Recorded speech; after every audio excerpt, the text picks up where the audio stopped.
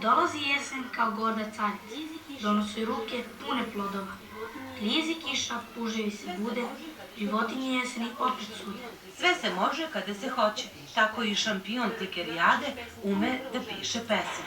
Kada napišeš pesmu, kome prvo želiš da pročitaš? Tetki.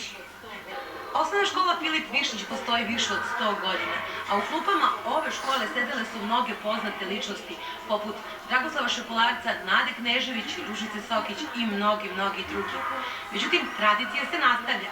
Sada u klupama sede neka nova talentovana deca.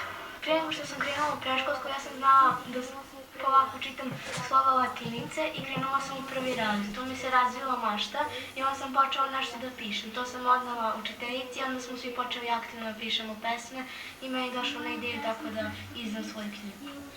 Moja pesma Zneško Bilić je ušla u zbojnik pesama i u 3. razredu sam osvojila na Srednjem međunarodnom festivalu humora i dečijeg stvaralaštva 2. mesto za pesmu Slava i slava. Nestašluci su deo odrastanja, a prepoznati dobro u deci i podstaći ih da budu vredni i rade ono što znaju je prava umetnost. Zima. Zima je doba nimalo nježno. Suviše hladno, suviše snježno.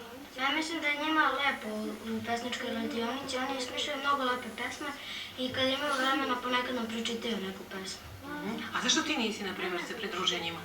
Pa zato što ja ne znam baš dobro da pišem pesme. Primer, ja trenutno treniram hokej. Oni, čim su se opismenili, da kažem, odnosno da pišu pesme. Na neki način povuku ih od nekih drugih stvari, loših i naveli, ja mislim, na pravi put.